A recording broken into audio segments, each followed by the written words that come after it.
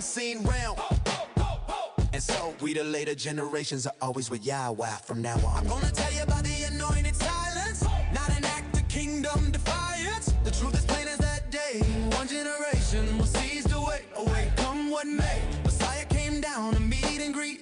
How different, how awesome, how sweet. Oh my, oh my, oh my.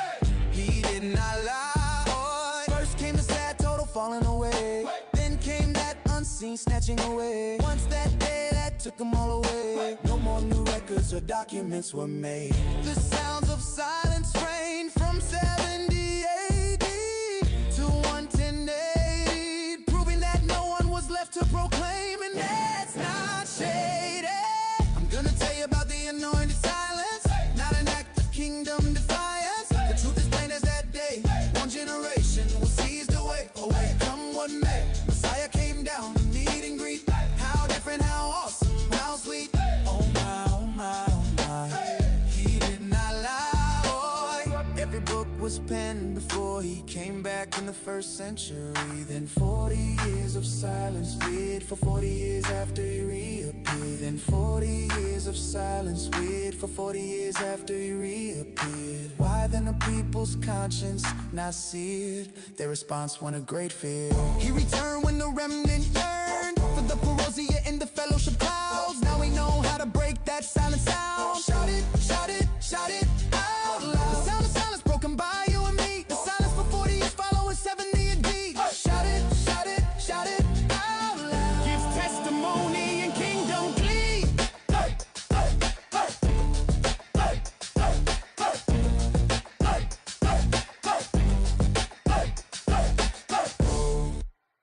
For the master himself descended from the Shemam with a shout, with the voice of the chief heavenly Malak, and with the Shafar, and with the Tekiah Gedolah Yahweh.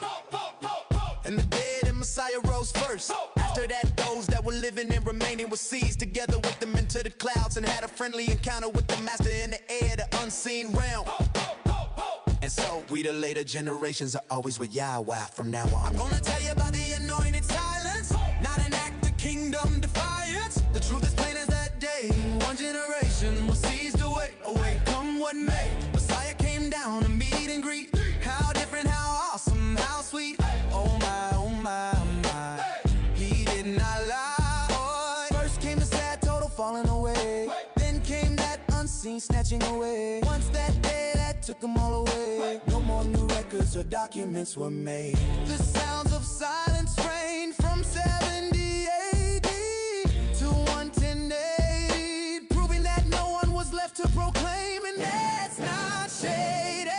I'm gonna tell you about the anointed silence, not an act of kingdom defiance. The truth is plain as that day. One generation will seize the way away, come what may. Messiah came down to meet and greet. How different, how awesome, how sweet. Oh my, oh my, oh my. He did not lie. Every book was penned before he came back in the first century. Then 40 years of silence weird for 40 years after he reappeared. Then 40 years of silence weird for 40 years after he reappeared. Why then the people's conscience not seared? Their response won a great fear. He returned when the remnant yearned for the parousia in the fellowship clouds. Now we know how to break that silent sound. Shout it, shout it, shout it out loud. The sound of silence broken by you and me. The silence for 40 years following 70 AD. Shout it, shout it, shout it out loud. Gives testimony and kingdom plea.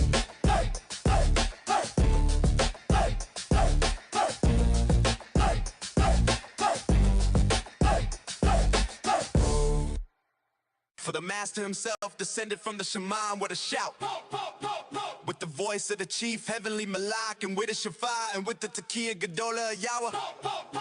And the dead and Messiah rose first. After that, those that were living and remaining were seized together with them into the clouds, and had a friendly encounter with the master in the air, the unseen realm. And so we the later generations are always with Yahweh from now on. I'm gonna tell you about the anointed silence, not an act of kingdom defiance. The truth is plain as that day. One generation will seize the way away, come what may. Messiah came down to meet and greet. How different, how awesome, how sweet. Oh my, oh my, oh my. He did not lie. First came the sad total falling away. Then came that unseen snatching away. Once that day that took them all away. No more new records or documents were made. The sounds of silence reigned from 70 AD to 110 AD, proving that no one was left to proclaim, and that's not shady. I'm gonna tell you about the anointed silence, not an act of kingdom defiance. The truth is plain as that day. One generation will seize the way. Oh, wait, come what may. Messiah came down to meet and greet. How different, how awesome, how sweet. Oh my, oh my, oh my. He did not lie. Oh, every book was penned before he came back in the first century. Then 40 years of silence wait for 40 years after he reappeared. Then 40 years of silence wait for 40 years after he reappeared. Why then the people's conscience not seared? Their response won a great fear. He returned when the remnant yearned for the parousia in the fellowship clouds. Now we know how to break that silent sound. Shout it, shout it, shout it out loud. The sound of silence broken by you and me. The silence for 40 years following 70 AD. Shout it, shout it, shout it out loud. Gives testimony and kingdom glee.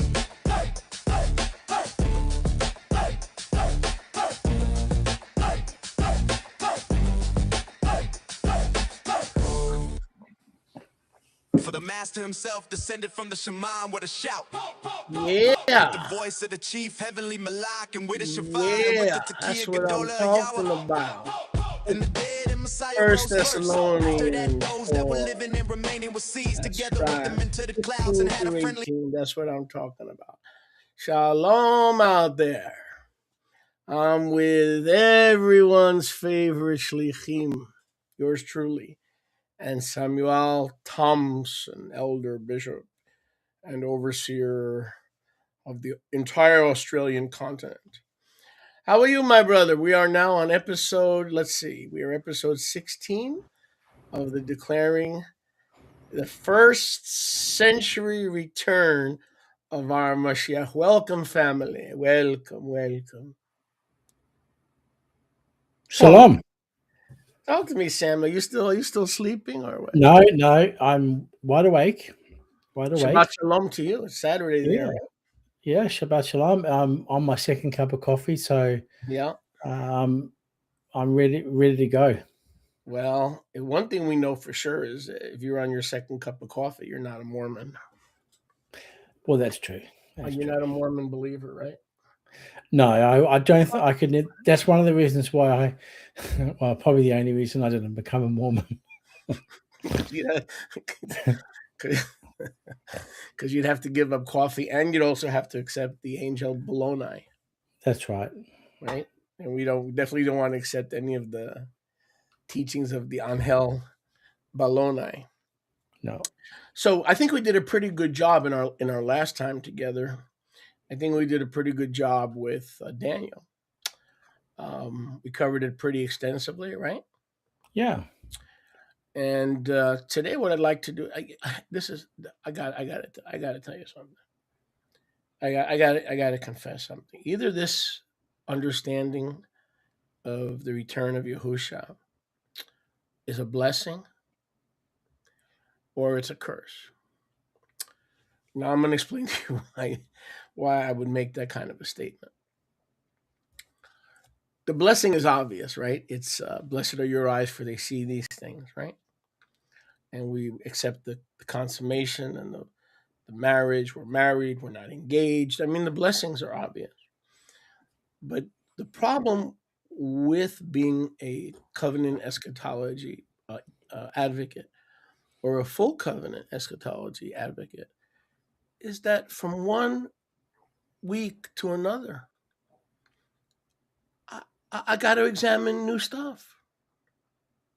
As I'm studying this thing, I've got to not only entertain, new things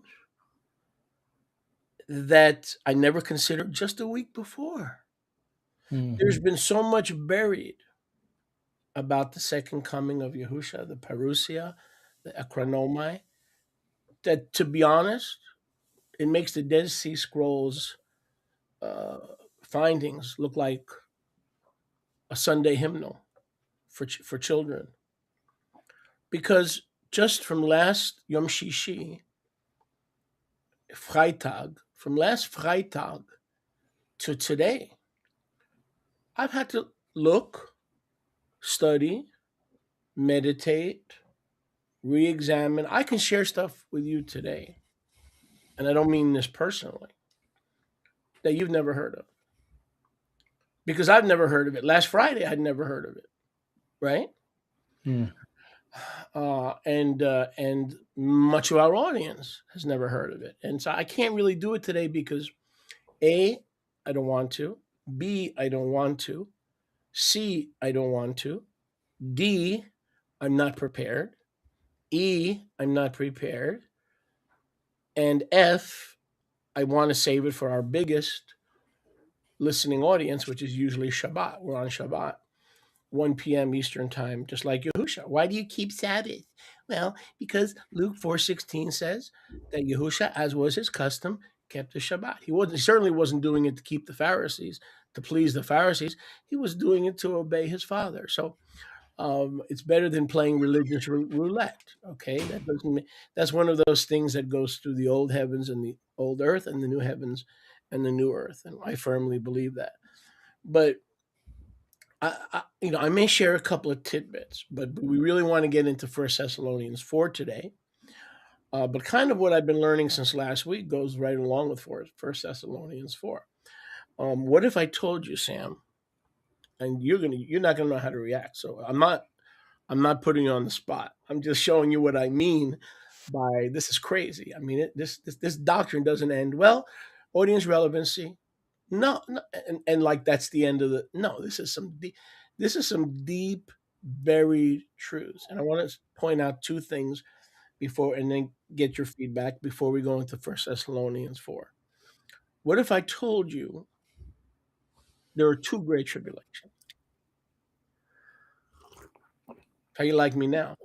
Well, look, nothing surprises me. I never reject anything. I never say, "Oh no, I can't accept that," or "I don't agree with that," until I am given the. Once you give me the information, that's when I study it, dissect it, and then I'll have an argument with you privately, and then we'll discuss it. But I never, since about maybe 15 years ago, I started to make sure I question everything. Yep. So even if you bring something out, I'm more than Now, willing to hear it. let me clarify. I don't mean two great tribulations in history. Two parts of the great tribulation. There was only one. Let me clarify that. In other words, there was only one great tribulation at the time of the Roman Jewish War, right? I'm not talking about another one at the end of the world or some nonsense like that. I'm not talking about that. I'm saying that Matthew 24, Luke 21, Luke 17, Mark 13 is crystal clear. That, to give you an example, and we're going to get into First Thessalonians in a second. So you'll see that I'm not crazy. I just wanted to clarify that. We're not talking about another great tribulation because there's only one, right? Right. But there were two parts to it, because remember when Yahushua said, except those days be cut short, no flesh would survive? Well, we were not supposed to go through the wrath because he told us to flee, right? Right. So we're not appointed to wrath. First Thessalonians, we're not appointed to wrath, but to obtain deliverance. So we the elect, he says, except those days be shortened, no flesh would survive, right? But for the elect's sake, those days shall be shortened. Well, it can't just be the Roman Jewish War of the spring of 66 to 70, because that's the wrath of Yahuwah, and we were not called to go through the wrath. And those days didn't need to be cut short because we were already in hiding. The few remaining believers were already outside of Jerusalem. They had followed the master's instructions. There was another part of the thlipsis, the tribulation, where the wrath had not begun, you see, and that was the Neronic persecution. So just to give you an idea, the Neronic persecution was from 64 to 66. Right. And Yahuwah cut that persecution short with the coming of his wrath, which we call the Great Tribulation. And if not, none of the elect would survive. But for the elect's sake, he cut those days short. Not the days of the 42 months, but the days leading up to the Roman Jewish war. He cut those days short during the Neronic persecution to allow our forefathers to escape. So that's about as far as I'm willing to go today. And I know it's right because it's right out of Scripture. And Yahusha did not appoint us to wrath, and yet he cut the days of the tribulation short. Well, he didn't cut the days of the 3.5 years short because we were not in the 3.5 years. That was for Jerusalem and unbelieving Judah, right? Right. So it fits perfectly. I can see it. I can see it. Like the fact that they were persecuted under Nero, and some of them died under Nero. So I can see that, without an argument. Oh yeah. And the amazing thing is, and I heard a brother say this, Ed Stevens, who's an excellent scholar. Don's an excellent proclaimer, and Don Preston regarding time, things like that. But regarding consummation, he has a lot of value. Ed has a lot of valuable things to share. And one of the things that he was sharing was that, check this out. See if this makes sense. I know it's going to make sense to you, but I'm talking to our listening family. So, and I hope this is one of your favorite podcasts, because by now, we're already in our 16th episode. And usually people are, they are behavioral addiction or regularity. And so I hope that we are part of your listening schedule on a regular basis, not only live, but on tape, even though it's not tape, but you know what I'm saying. So a futurist who believes that Messiah has not come back, they cannot point to history and say, well, not only Scripture says this, but history says this. You know why they can't point to history? Because they don't believe that the coming of Yahushua was in the past. We, on the other hand, can point to history, and we should. When we combine Josephus, Tacitus, Zippanus, I'm probably mispronouncing that wrong, we have 4 or 5 secular Greco-Roman and Jewish historians. And what I have found out is that Josephus tells you exactly when the resurrection was. Exactly. And the resurrection to be raised and to get married, to marry his bride. Well, guess what? Guess what Josephus says that happened? The angels, and let us remove hence and all the heavenly exit. Guess when that happened? It was Pentecost. It was Shavuot. And when we think of Shavuot, we think of what? We think of Israel marrying or engaging to Yahuwah. So it makes sense that the marriage supper of the Lamb, i.e. the resurrection that we're about to read in 1 Thessalonians, took place at Pentecost. And Josephus records it. My point is, history records the parousia. The futurists cannot rely on history because, as far as they're concerned, nothing happened except the fall of Jerusalem or partial fulfillment. So if history is on our side, and we understand that Josephus and Yisapon and Tacitus talk about voices coming out of Sheol and let us depart, angelic armies, chariots were heard in the sky on a nightly basis, right? Even a smiling face in the sky that was moving. So history is on our side. There is actually evidence of the result of the parousia. The futurist, he's not going to rely on history. And the point I'm making is, it's a shame that we who are fulfilled eschatology don't understand that history is on our side. That we can appeal to history. Yes, and we should. I agree. And this is a majority of the futurists that I've come across, or others that have come across. They wouldn't even know if they know Josephus. Most of them don't, because they. I'm trying to use a nice word, but even if they did, they've never read any of his articles, never read any of his book. Simple as Yep. that. And matter of fact, from what I remember, it's in chapter 6 of the Jewish Wars. You could look it up. Anybody can go online. I don't have it in front of me, but from what I recall, and you will see these events. And remember, Josephus was a priest, and Right. he had access to the other priests. So the people that were telling him these strange events started happening on Shavuot, Pentecost, in 66 AD, and continued through to 70 AD. Okay, you know where he was getting his information from? The temple priests. He was Right. because he was a warrior against Rome, and then he escaped into a cave, and they were hiding from the Romans. Everybody committed suicide rather than fall into the hands of the Romans, but Josephus decided not to do that and to surrender, and he became their slave. And he convinced them that he would betray the Jews, which he did. So they allowed him to return to Judea, and he had access to the priests and what they were hearing. They were disturbed because they were hearing these things. And so the Parousia is recorded. The shofar, the rustling, the people coming out of Hades, Revelation 20, verses 10 through 13. People were literally coming out of that, and that's what we're going to talk a little bit about today. Right. So let's go to First Thessalonians 4. But what I'm trying to say is I'm not trying to impress anyone. I'm saying that a lot of this that I didn't even understand as of last week.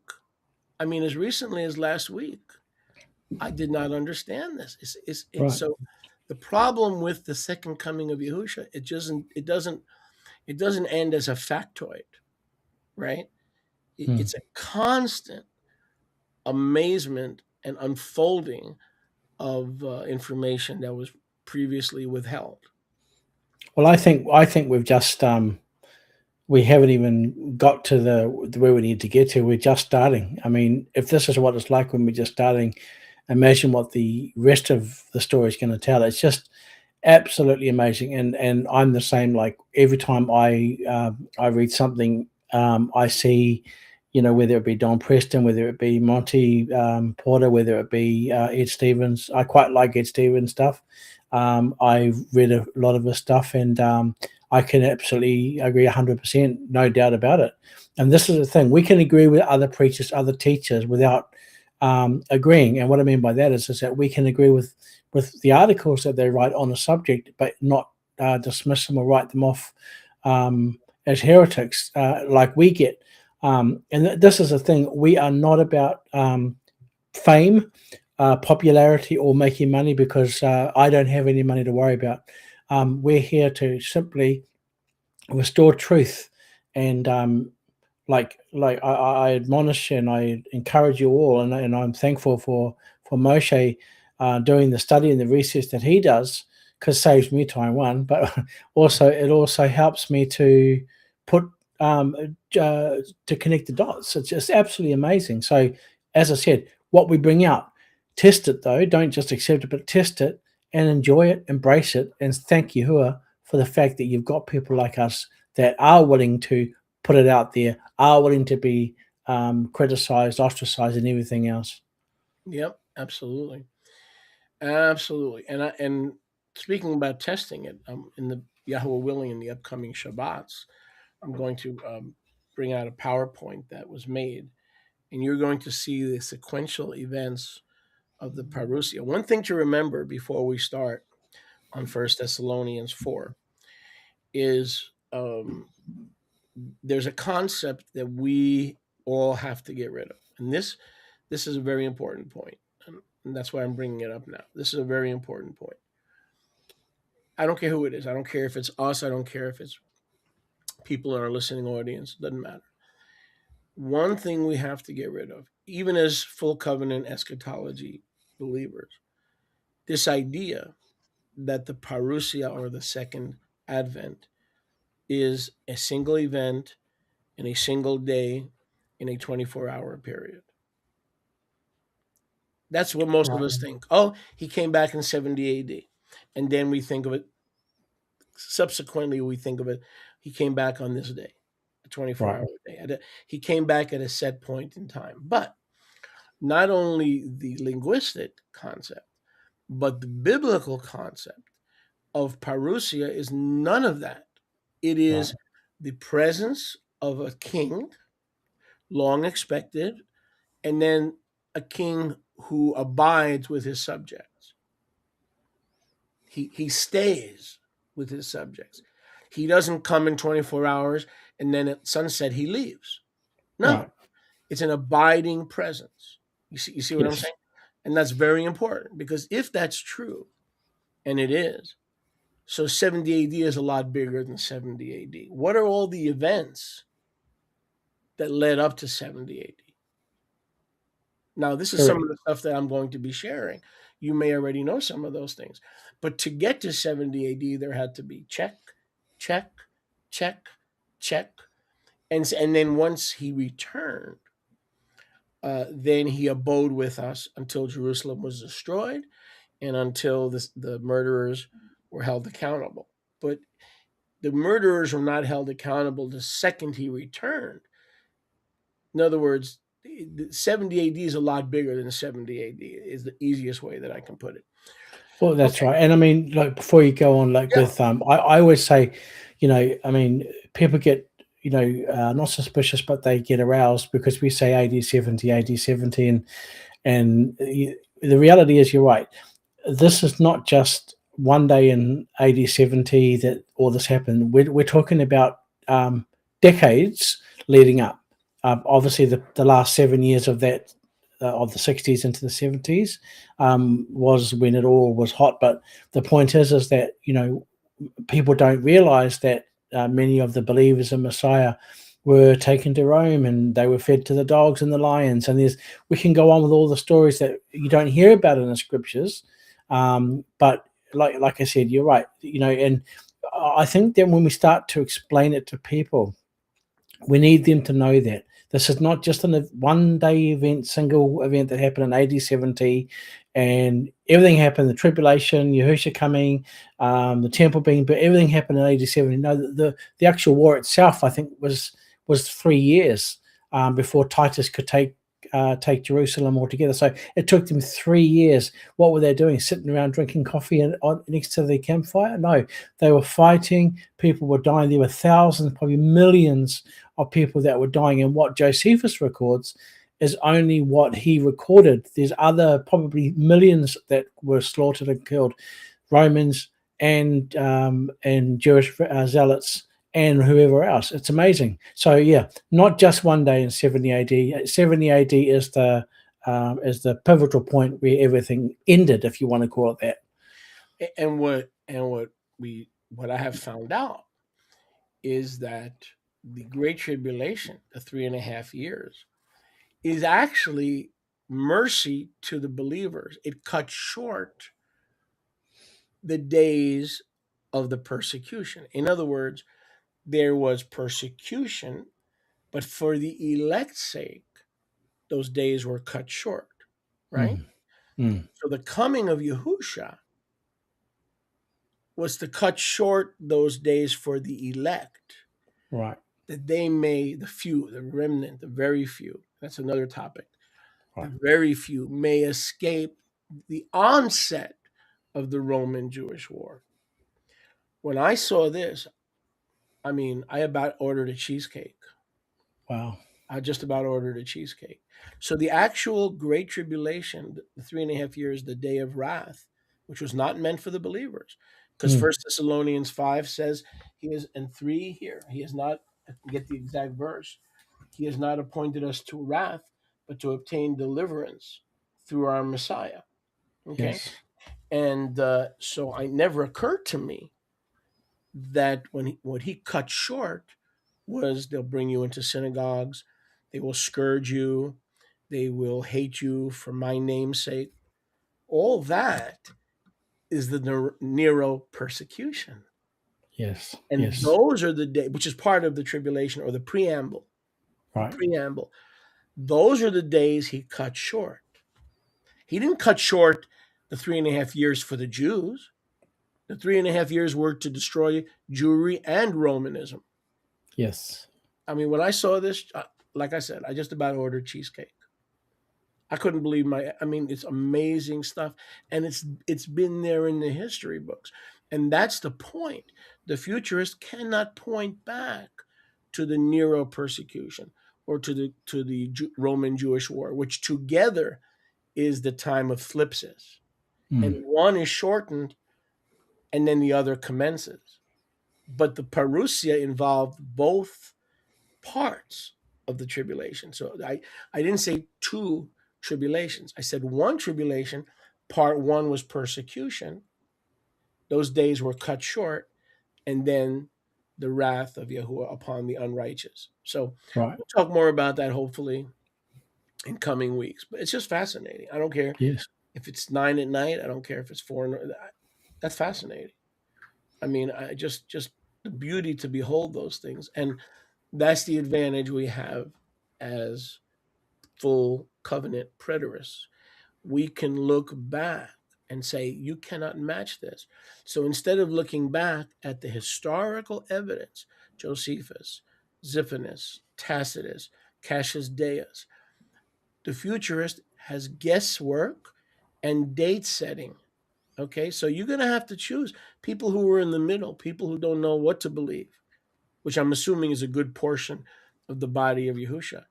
You're going to have to choose between scripture plus validated historical evidence, or scripture the way you perceive it with no historical evidence. So we have a big advantage on the futurists. You see what I'm saying? Yes. They don't have Yes. that advantage. They have nothing to look back on. Okay, Sam, so you want to start us in 15? 15. For this we say to you by the word of Yahuwah, that we who are alive and remaining until the coming presence of the Master shall not be resurrected before those who are already dead in the Amunah. Okay, go ahead and share your understanding. Yeah, well, look, I mean, it's pretty clear cut that those alive and remaining, firstly, Paul is addressing them and the fact that there are going to be some that aren't going to remain at that time. I mean, he himself probably knew that he was going to be cut off or killed before that day. Those that die, whether through physical age or whether through being martyred, etc., it wasn't going to prevent anything from happening. Those that were alive weren't going to prevent those that had died in the Master from basically getting up before them. Nothing's going to stop Yahuwah's order. Nothing's going to stop Yahuwah's plan, whether you're dead or whether you're alive. It still continues. Yep. So it says here, right, that that those who will rise first are the dead in the Amunah, correct? Right. But I want to, and your thoughts. Look at verse 15. So the word of Yahuwah is saying, it's not Paul. It's a thus says Yahuwah. Yes, correct. Those who are alive and remain. Now that word remain should be interesting and it should be noted. The reason is because I think I alluded to this last week, but I'm going to allude to it again. Let's assume there were 1 million believers in Yahusha in 30 AD at the time of his resurrection, right? Let's assume there was 1 million believers. Now we fast forward 40 years. For 40 years, there was persecution, there was thlipsis, tribulation against the believers. Then we come to the time of great apostasy, where Yahusha said in Luke 18:8, when the Son of Man returns, will he find any true believing faith? In other words, the apostasy spoken of in 2 Thessalonians chapter 2 was not 5 people denying Yahusha.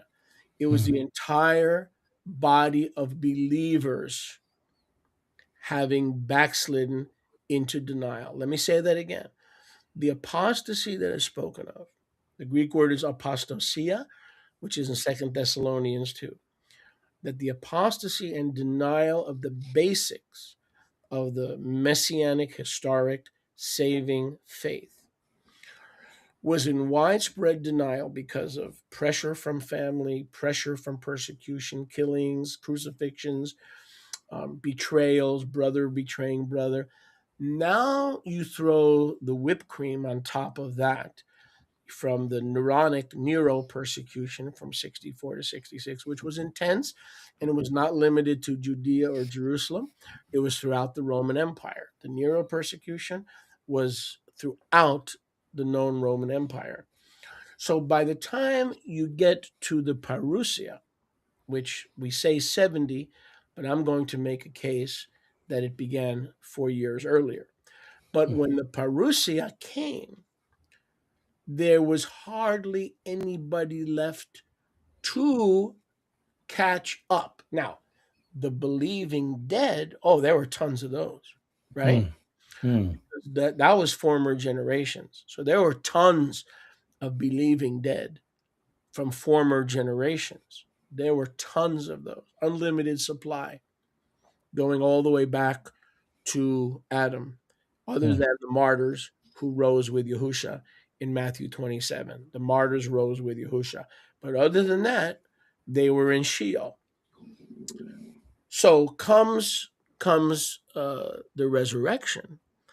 There was plenty. But notice, in terms of those who would be changed, okay?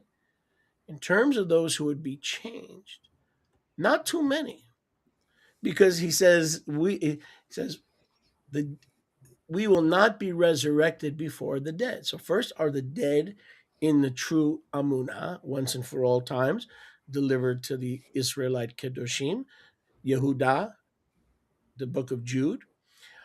But then those who are alive and remain until the coming presence will go second, basically. But the term that he uses, remaining, you get my point? Not a lot will remain. There's just not a lot going to be left. Well, the actual word for remain, it can also mean survive. There you go. So those that are alive and have survived. So not just when we read the scripture from its original language in the Greek, it means to leave around. In other words, whatever's lying around, basically. In other words, pick up. When you're picking up the mess, you look. Oh, there's a bit of rubbish there. So I'm not saying they were rubbish, but the point. The fact is that they that are alive and have survived that will be caught up to meet them or meet up with them to meet the master. I like so that. Surviving. I like that interpretation. Those who survived, and the implication is clearly there are not many. So right. when Yahusha returns, and I believe if we're going to go by history, it was before the wrath. Okay, the wrath was for the unbelieving Jews, the synagogue of Satan. So we've got to expand our understanding of 70 AD. More than likely, this was in 66 AD. And as I said, I'll talk more about that another time. But again, remember the term Parousia does not mean a 24-hour day.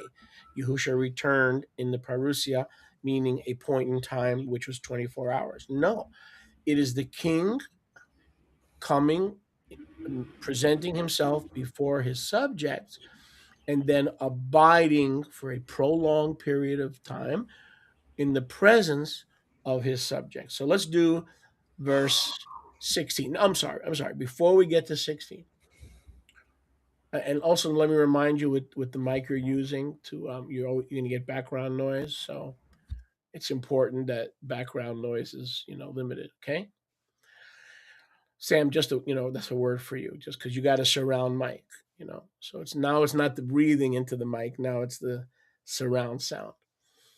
Okay, so I want to follow up on what we just read about the dead will rise first. Okay, so those who are changed will not precede the dead who will arise first. Now we're in Revelation, chapter 20. Would you like to read that for us, please? Verse 11? Yeah, let's start in verse 11. Okay, and I saw a great Kaselavan and him that sat on it, from whose face the Olam and the Shamayim fled away, and there was found no place for them. So okay, so this is the great white throne judgment. Now let's see when Revelation 20 was fulfilled. Was it fulfilled like Paul explained in First Thessalonian, or is it something yet future? Go ahead, 12. And I saw the dead, small and great, stand before Yahuwah, and the scrolls were opened, and another scroll was opened, which is the Sefer HaChaim, or the Book of Life, and the dead were judged out of those things which were written in the scrolls according to their mitzvot. Continue. And the sea gave up the dead that were in it, and death and Sheol delivered up the dead that were in them, and they were judged every man according to their own mitzvot. Continue. And the death and the Sheol were thrown into the lake of fire. This is the second death. So I'd like for you to focus, if we can focus in on verse 13, that Sheol, which is the grave, okay, or in Greek, Hades, there's a point in time when Hades gives up the dead. And that's what we're reading about in First Thessalonians 4. So can you expand or expound on when this happened? When it happened, good question. I mean, obviously, what we were taught in past times to where we are now, this whole situation is going to change the. You mean in biblical, like in the scriptural sense, or in? No, I mean because we know that all the scriptures have been fulfilled. Right, right. So if all the scriptures have been fulfilled, including Revelation 20, 21, and 22, well, if we say all the scriptures were fulfilled by the first century, or in or by, so the question would be for the listener, when was this fulfilled?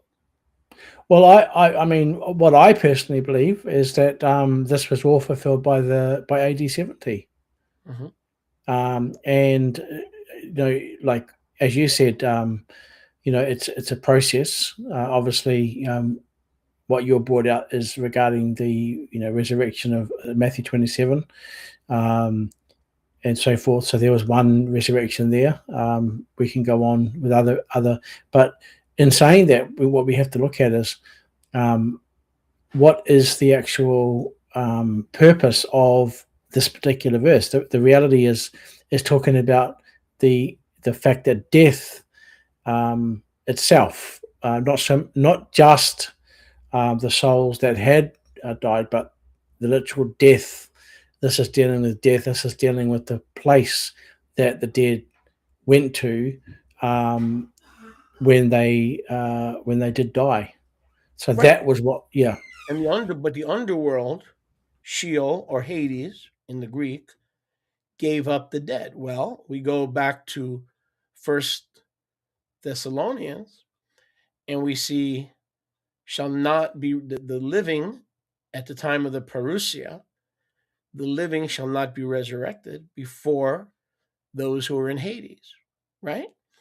So those who are in Hades are resurrected at the parousia, correct? You there? There is, well, there is that. That's like we know that 1,000 years is it's an undefined period of time, but it does say that the rest of the dead did not live again until the 1,000 years were ended. Right. Yeah. Exactly. So So they could. 1,000 years are 40 years. They're Right. the kilioi, or the period from 30 to 70, right? That's the so-called millennium. So Yahusha returns in 66 to 70 AD. The finality of the destruction was in 70. So when did Hades give up her dead? This has to be at the parousia after the 1,000 years. Is that correct? Yes, correct. It has to be, because if we go back here Here, the 1,000 years were completed. Here is the fire of 70 AD. The first resurrection can be either Yahusha in 30, or it could be Yahusha and those who rose in Matthew 27, the martyred saints with him. And then from 30 to 70, you have the transition period known as the Kilioi. And by the way, the early believers who believed in a 40-year transition period were known as Kilianists, or Kilianism, from the Greek word Kilioi, or Kilianism. So once that transition period is over, this is what we're reading about in 1 Thessalonians. First, the dead rise, then we who are alive and remain are changed. The point is, Paul was saying that both these events he expected to happen in the lifetime of the first century Thessalonians. Correct? Yes, that's it. And that's right. Yeah.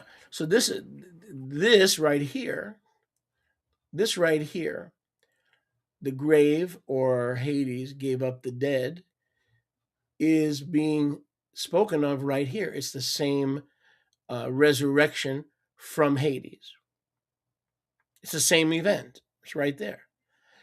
So go ahead, Berg. Do you have any hesitancy there, because you want to? No, I'm just trying to mute the microphone because my grandson's crying in the background, and I don't want everyone thinking it's me. If you have any alternate, because to me it's clear we're talking about after the Kilioi, after the 40 years, right?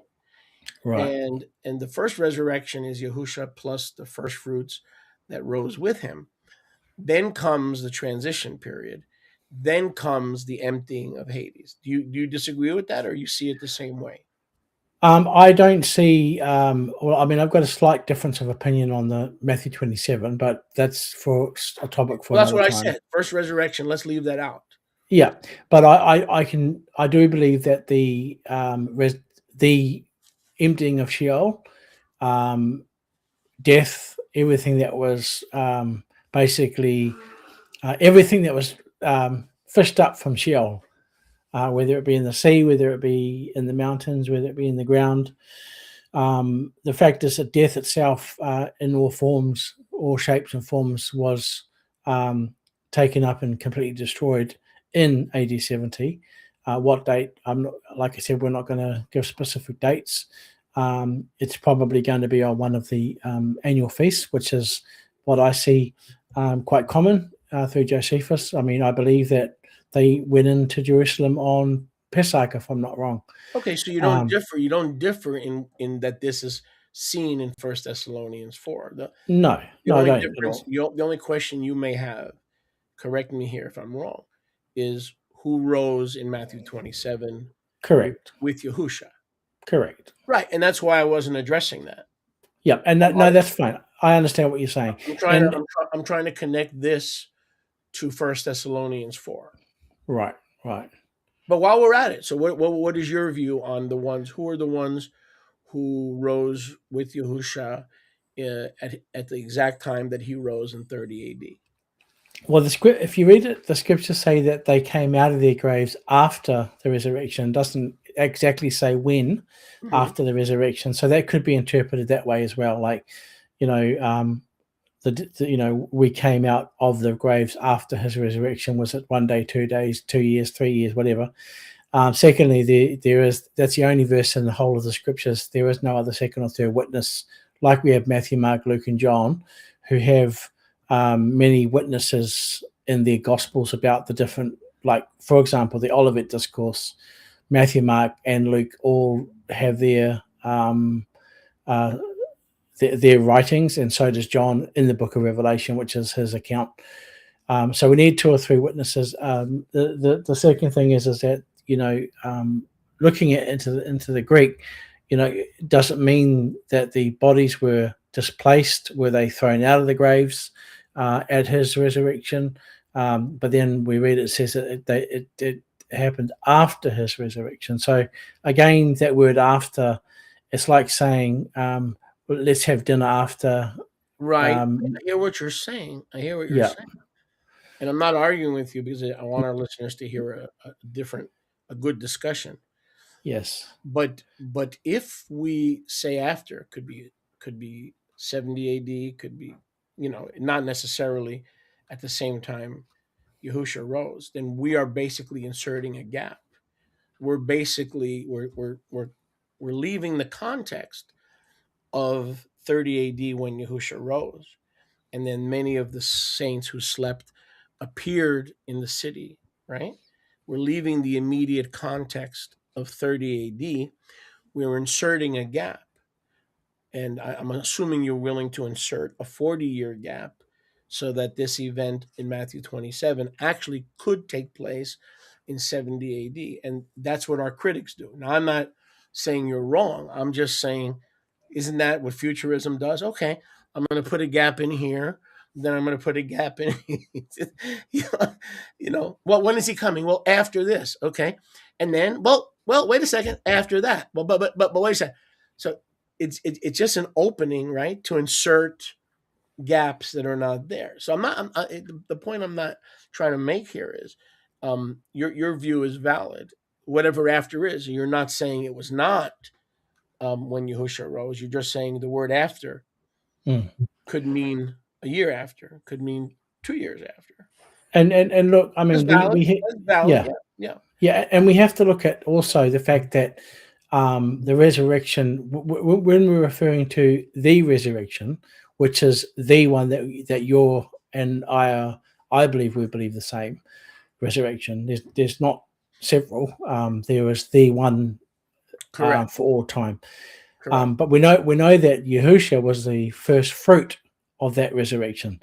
Correct. Now, interestingly enough, that if he's the first fruit, then there are fruits. So when they got resurrected, what I'm saying is I'm at a place right now where I'm not going to say for sure what I believe on that particular verse. I'm only going by what I've learned.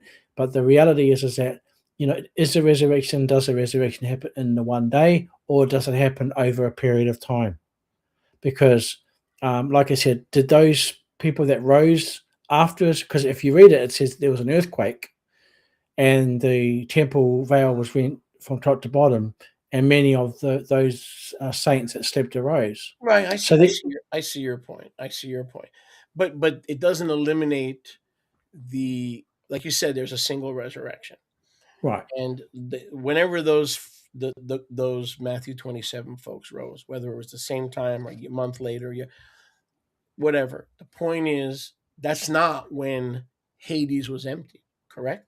Hades was emptied at the Parousia, which was some 40 years later, or perhaps 36 years later. Okay, that's the point. With what we're talking about here in Revelation, let me see if it's on the screen here. What we're talking about in Revelation, this is what 1 Thessalonians 4 is talking about, regardless of the saints that slept in Matthew 27. The grave, Hades, gave up the dead. So the point is, these, and let me get your understanding. These are individuals who are in Sheol.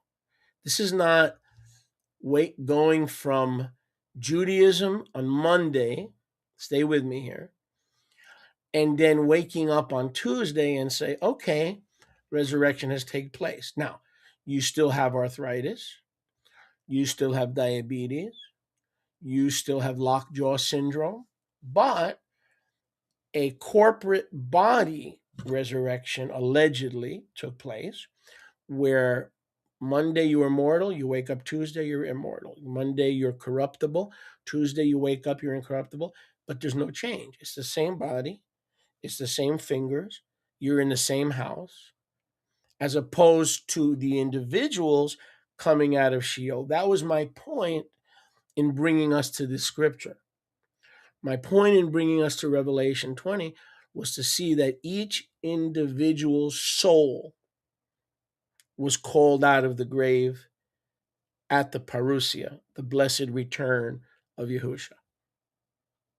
Yeah, no, I can agree with that. And if you look at back at Revelation 20, if you can put it back up, if you see that firstly, it says that the sea and the dead that were in it, firstly death and Sheol were delivered up, and the dead that were in them. So the entity or the vehicle by which death, the old, where the spirits of the just and the unjust went to when they died physically, that was a situation all by itself. The rest of them were then judged after that was taken care of. They were judged, every man according to their mitzvah. We both agree that's the great white throne judgment. And then it says, and death and Sheol were thrown into the lake of fire. This is the second death. So even death itself had a death. And whoever was not found written in the scroll of life or the book of life was thrown into the lake of fire. So we see not two events, it's the same event. Right. But what I'm saying is that the entity was destroyed first, but Yahuwah gives every man an opportunity, I guess, to plead his case. Right. Look, Sheol delivered up the dead to be judged. Yes. Daniel 12, 1 Thessalonians 4, etc., etc. The grave, Sheol, Hades, gave up the dead. And then there was no more need for Hades. Right. Because everyone, some to life, some to everlasting contempt and damnation.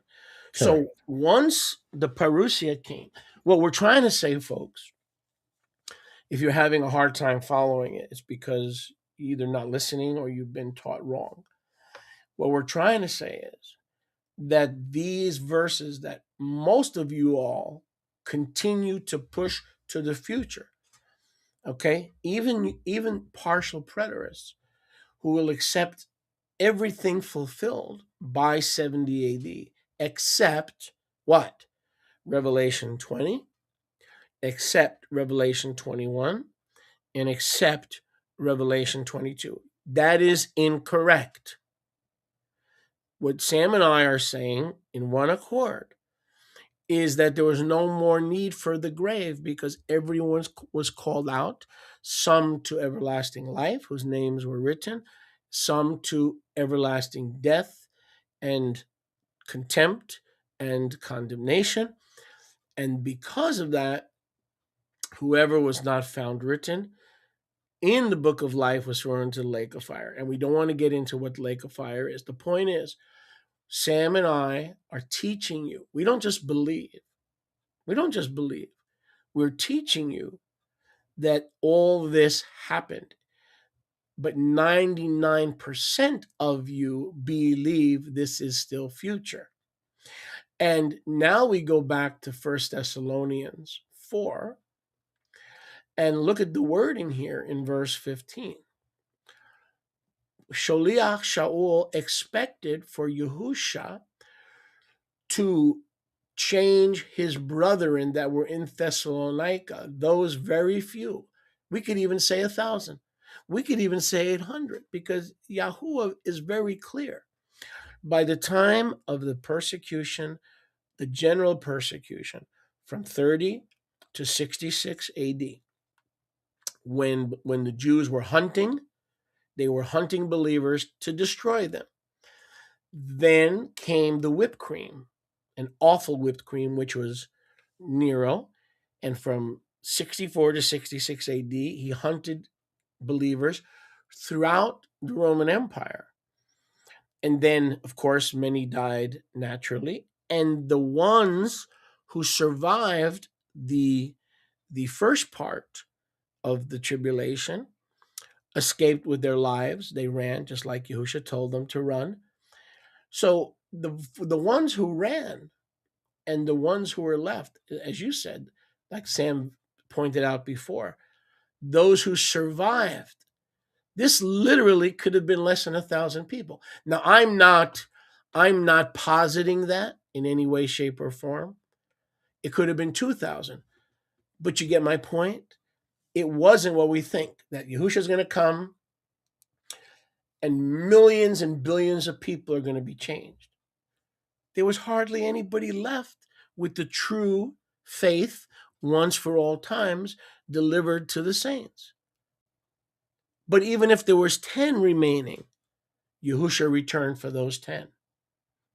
And certainly returned to lift individuals out of Sheol, Hades, right? But my point is, Sam, and I'm going to ask you this: what does this verse, which goes right along with 1 Thessalonians 4, what do you think this verse does to the corporate resurrection view versus the individual resurrection? What does this verse do to those 2 points of reference? Well, it blows it out the water and makes it look wrong, doesn't it? Explain. Well, the reality is that we have nothing happens in singles. It all happens in one together. No, everything's together. Like Paul talks about the we part, we which are alive. Those he's always alluding to, those that rather than me or individual people, so to speak. Okay, but so you accept the corporate body view that says that the resurrection that on Monday, when Yahushua returned, they went from Old Covenant Judaism into New Covenant belief, and there was no visible change? Or are you saying the opposite?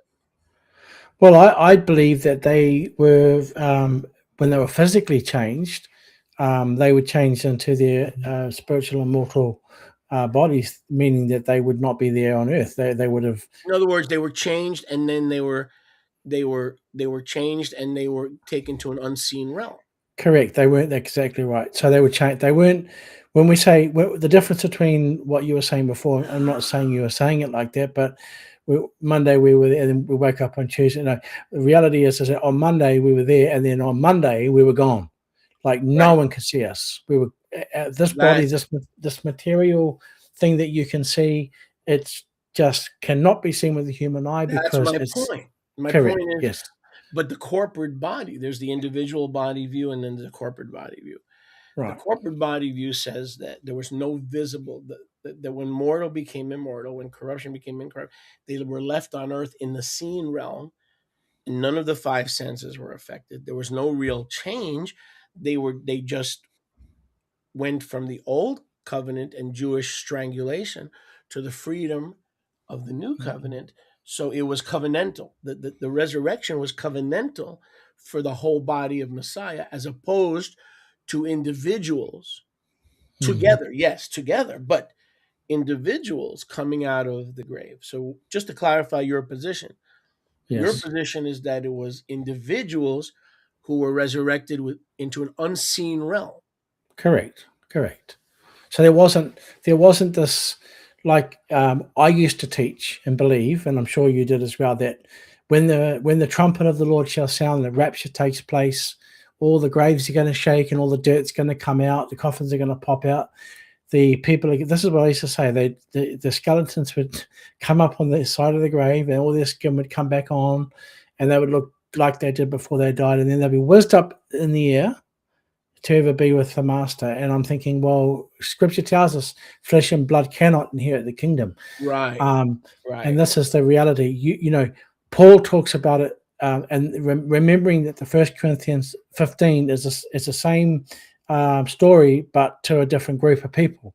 And the reality is that at a moment in the twinkling of an eye, we shall all be changed. So we're not going to have one person that, and look, the resurrection of that day was not about what we've been taught, that we're all taken out of our graves, and so on and so on. It is a spiritual, invisible, not from this dimension, not from this realm. To a different Correct. unseen realm. We receive our new body, spiritual, Correct. or taken to a spiritual realm in the heavens to be with Correct. Yahushua. So, but that's what I'm saying. The grave or Hades is no longer needed, because at the return of Yahushua in the first century, Hades gave up. It's Yes. dead. And though they were changed, and then they were taken to the unseen realm, which means their body, their old body that was in the grave, didn't fall to the earth, and they had to call the garbage department to collect the bones. In other words, the change took place when Messiah returned between 66 and 70 AD. He called them out of the grave, and they were changed, and then they entered the unseen realm. So there's no residue. You're not going to find the body, because they were not changed in the atmosphere. They were changed and then taken to the unseen realm. Right? Well, mortality, the scripture's clear. Mortality must put on immortality. Corruption must put on incorruption. If we, I mean, how is that going to happen? No unclean thing can enter into his presence. So the reality is that when they were changed, look, everything, and I think it was Ed Stevens' article I read about the unseen rapture.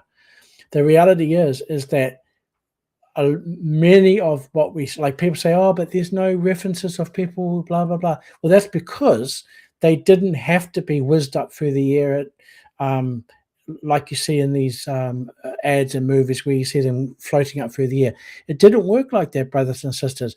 Yahuwah is in a realm that we are not in yet. Yahuwah is in a realm that we cannot feel, we cannot see. Occasionally, he might allow us to have a glimpse. Occasionally, he might allow us to feel his presence. But it's just like Yahuwah's presence that we feel here is just like a tap on the shoulder.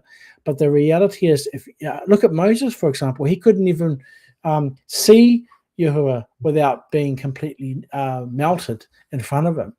So, he had to change. And even when we die, physically, we go into the ground. That's it. We're not going to have to worry about being, our body's not going to be coming up out of the grave like we were taught.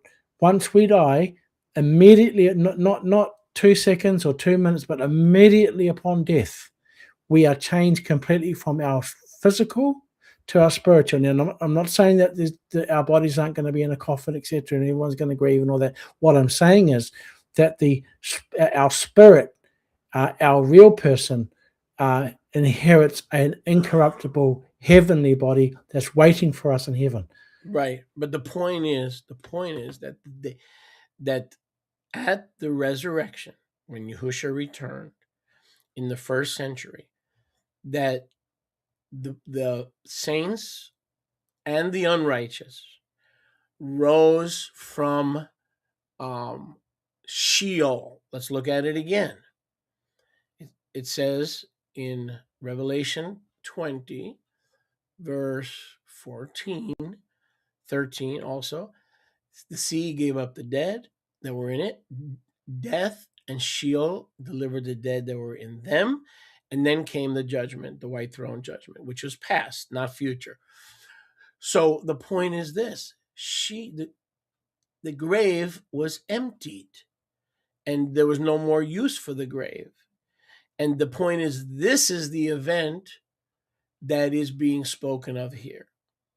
Okay, does that make sense? Yes. Right? It does. This is the event that is spoken of here. The resurrected were coming out of Sheol, and they were not magically translated from the old covenant into the resurrection of the new covenant. That's by new birth, not resurrection. So we believe that each individual rose in a new spiritual body, to sum it up, correct? And we believe that happened in the first century. So the verse 15 happened in their lifetime, in the lifetime of the Thessalonians. Okay, so let's read verse 16.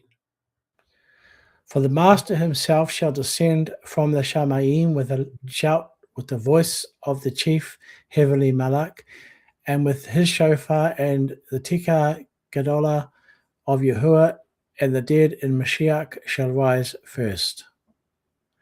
After that, we who are living and remaining at his return will be seized together with them into the clouds to have a friendly encounter with the master in the air, and so we will be always with the master.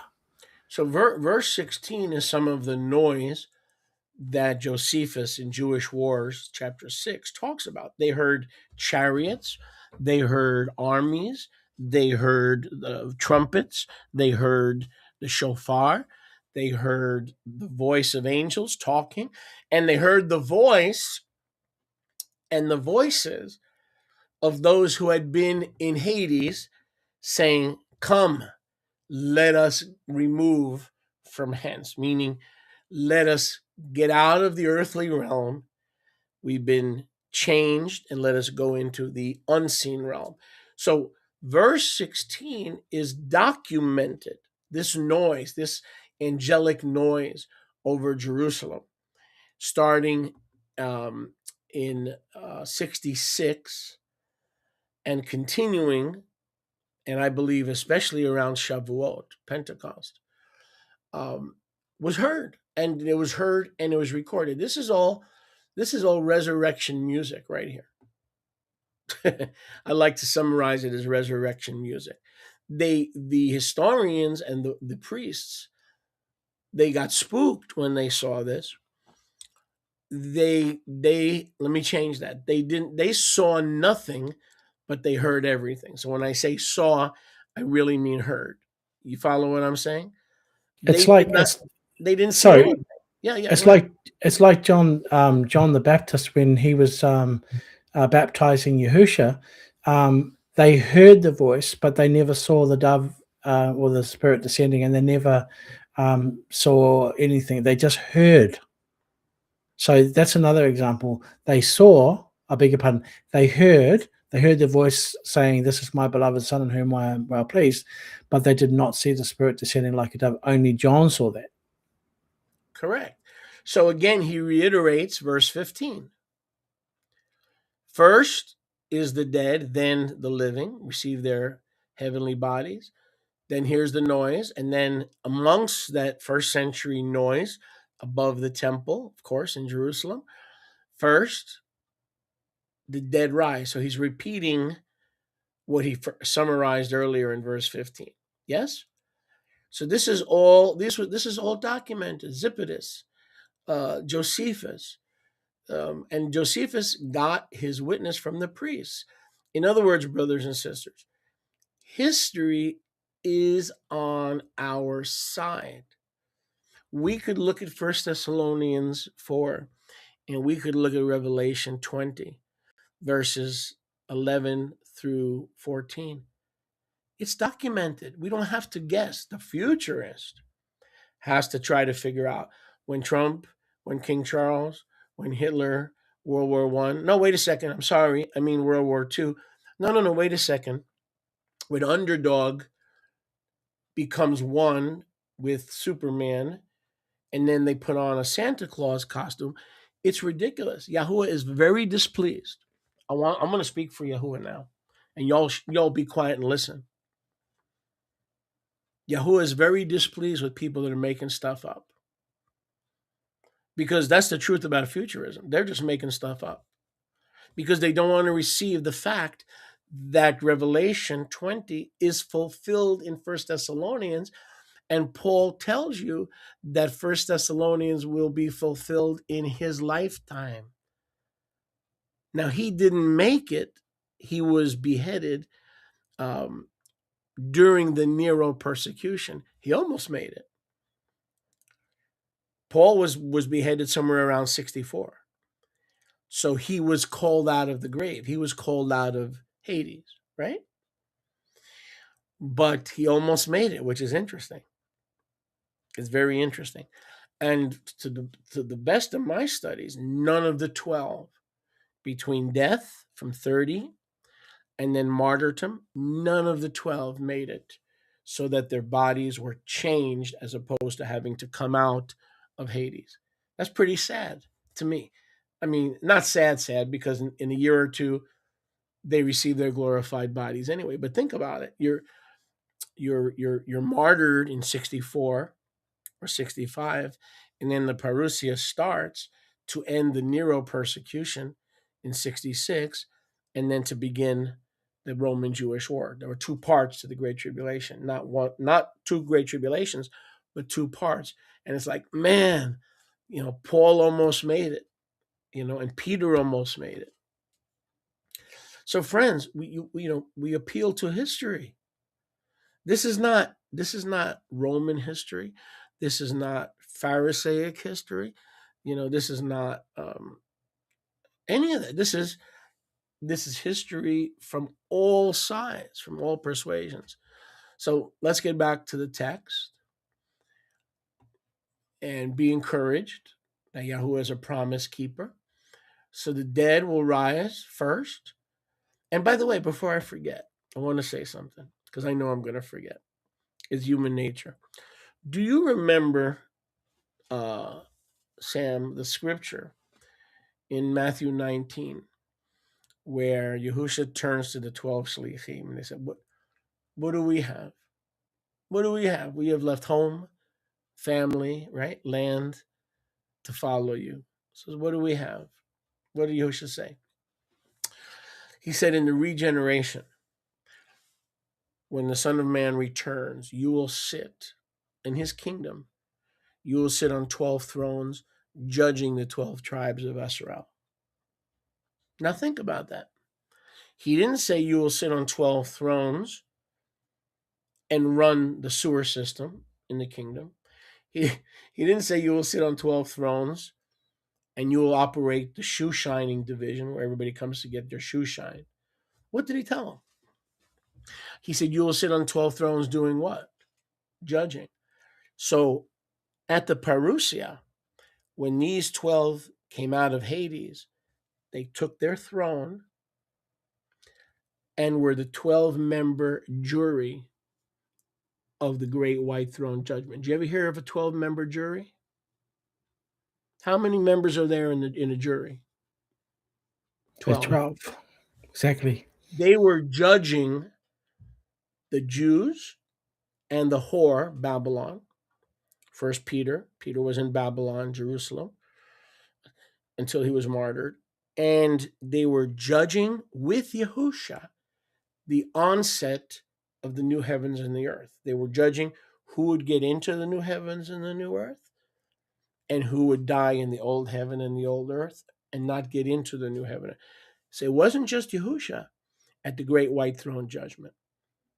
The 12 apostles were resurrected to be judges from 66 to 70 AD. I want you to think about that. It blows my mind. And when did he say what happened? In the what? In the regeneration. What does regeneration mean? In the next generation, after the old heaven and earth have passed away. In the regeneration, or the birth of the first generation, when the gates of the New Jerusalem were opened, they would be sitting not to run the water system, but to judge. Does that blow your mind? When I saw that, I just about fell off my rocker. That's awesome. Like, I mean, I hadn't seen the 12. I mean, I know that I've read that scripture and I've seen, like in Revelation, it talks about it, but never quite seen it in that explanation. So it's fantastic. They were the jury because they were. They themselves were the victims of Jewish persecution. Correct. And they themselves were the victims of Roman persecution. And so they were part of the jury. That is the jury system. Yahusha's king, and these are his witnesses. And they were judging the regeneration of his kingdom. That's awesome.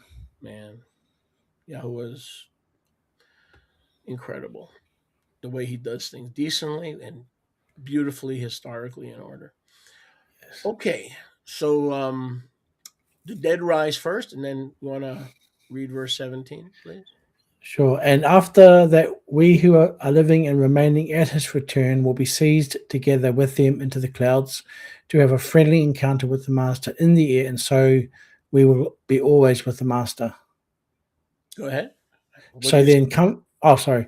Well, yeah. I mean, look, the scriptures say that he'll be coming in the clouds, and he came on the clouds, and we know that cloud comings is, part of how he used to come down. But in this situation, it says that they will be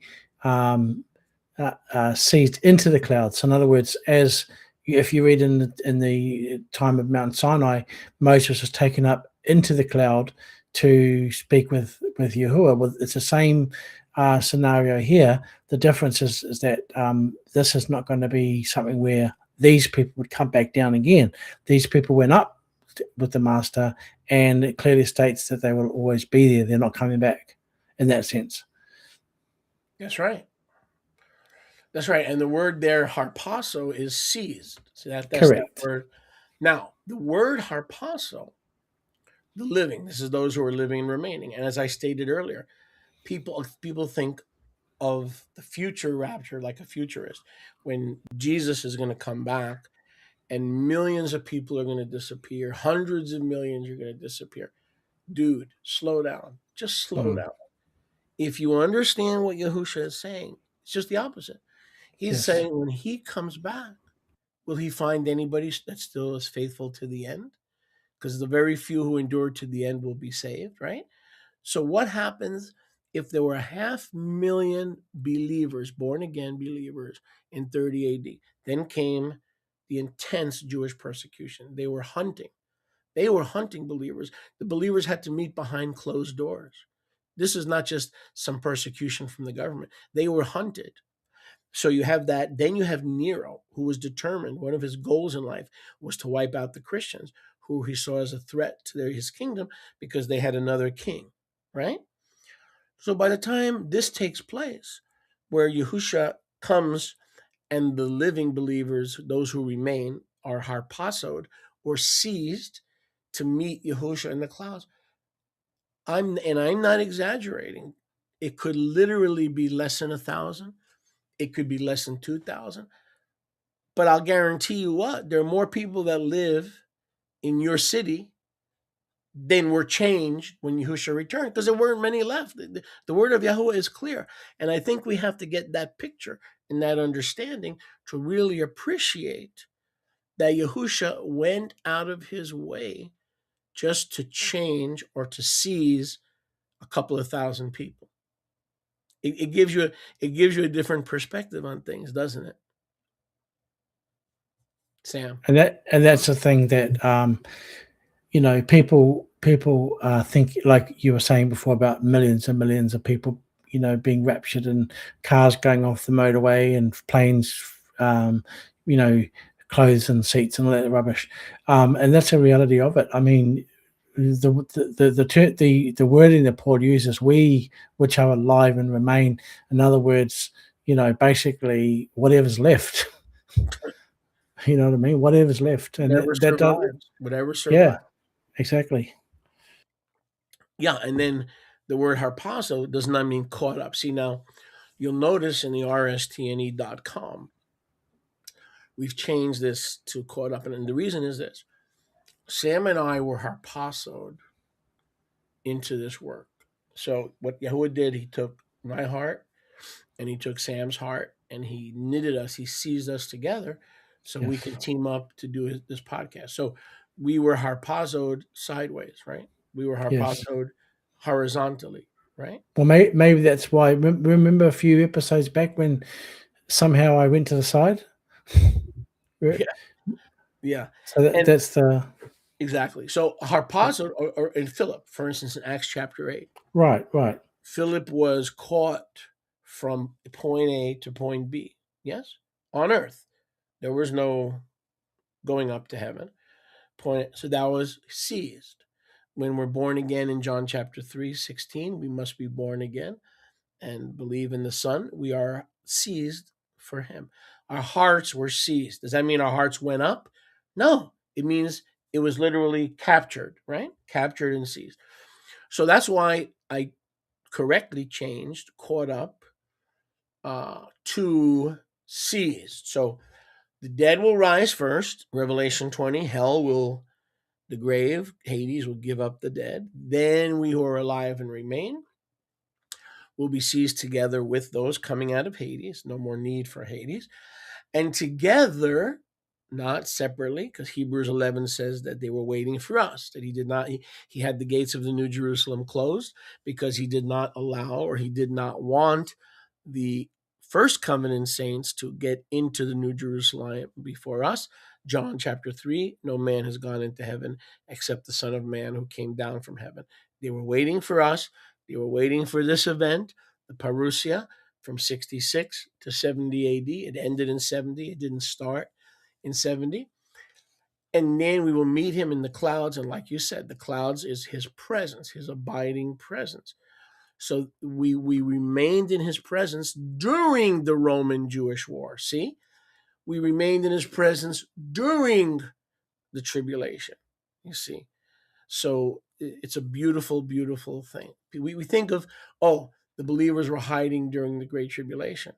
Well, if they were caught up in 66 and the Roman Jewish war started in 66, then guess what, brothers and sisters? We were already in the clouds. Okay? Did some run away before that? That's possible. I don't know. I wasn't there. But this is the context of what is being spoken.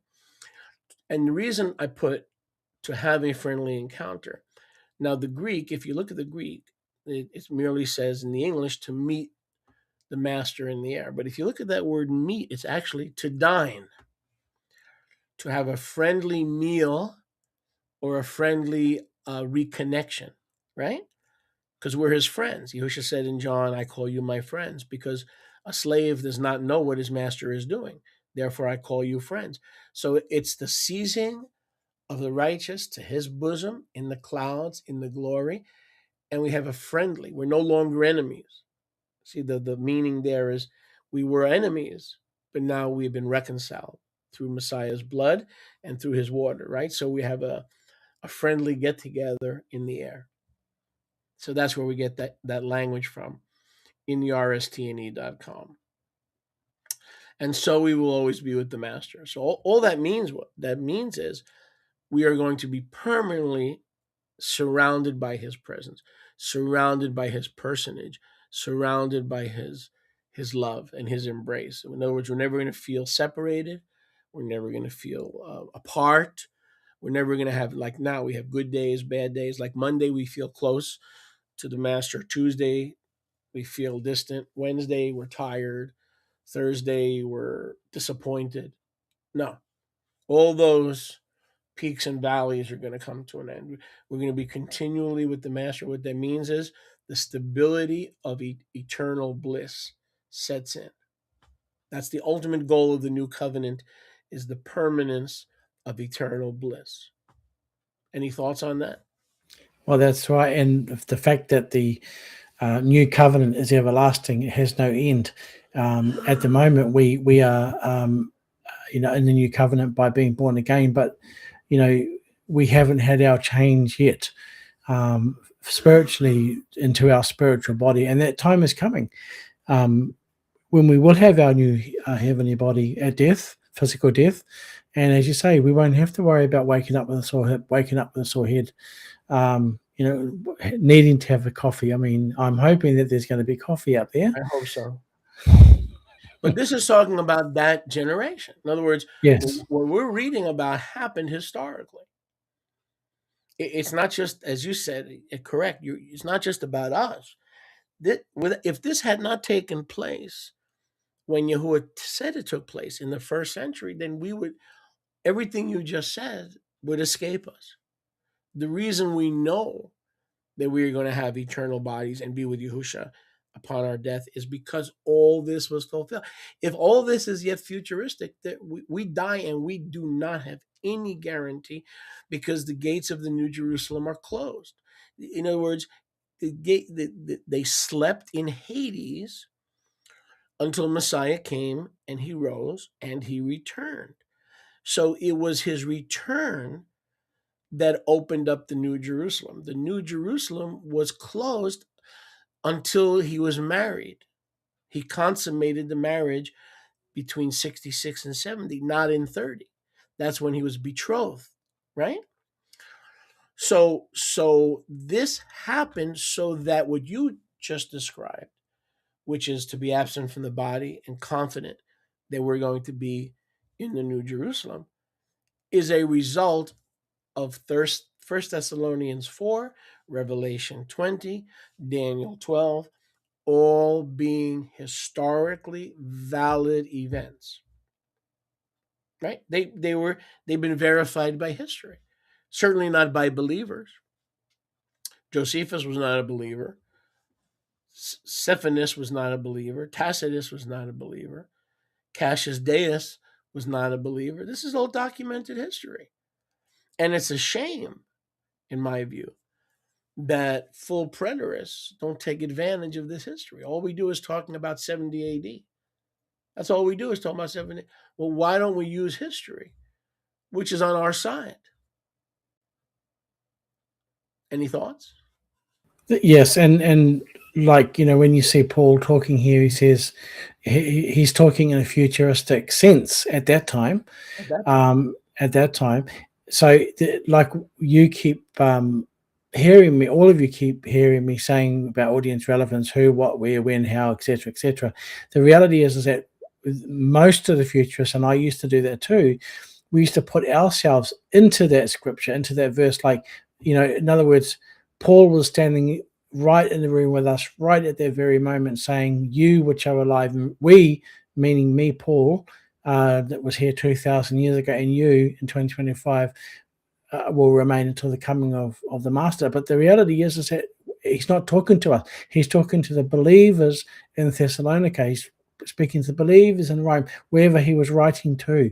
So what we do have, and I'm sure that all the futurists would agree that, having the scriptures, for example, gives us what happened and what was said, and that's no doubt about it.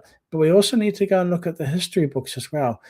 Josephus, Tacitus, all of those writings, though there's some stuff in there that doesn't quite sit right with our train of thought, like some of the wording that's used, some of the terminology, but you have to understand they are not people like us who have accepted Messiah, that have corrected our doctrines and are still correcting our doctrine, etc. They are men that are completely ignorant in that sense to what we know and what the apostles knew. So they were writing it from their perspective, and they used terminology that they were accustomed to. Just like if you were to come to Australia or New Zealand and meet with the indigenous people, they would refer to Yahuwah as something that you would think, oh, that's weird, that's crazy. But you got to understand that's how they're describing Yahuwah. But the way they see Yahuwah is not how we see him. If that makes sense. Yeah, absolutely. So the today Hades is no longer necessary, right? Sheol, because the righteous have gone on to be with Yahusha. The unrighteous have experienced separation from Yahuwah. So when people die, there's a grave, but their fate is already sealed. So let's close with the last verse here because we're almost out of time. It went pretty quick as usual. Baruch Hashem Yahuwah, praise Yahuwah. So, you want to read verse 18, Brother Sam? So then comfort one another with these words. And boy, do they bring comfort.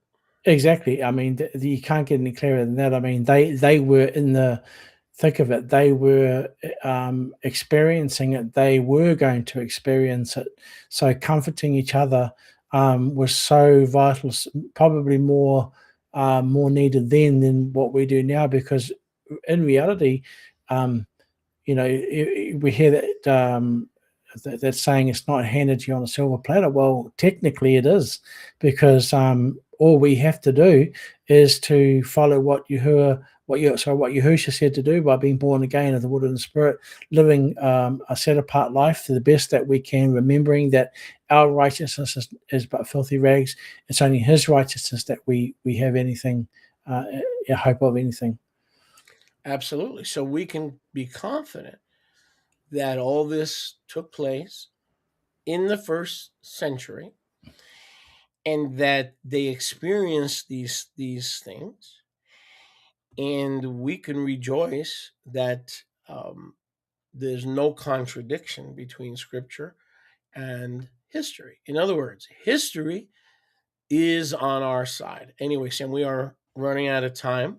Yes, I see. And we are out of time, and it's been a wonderful time in the Word, a wonderful time of refocusing our eyes on the reality of His parousia, and not having to be ashamed that we are covenant eschatologists, but to thank Father for the comfort that we comfort one another, having this understanding together.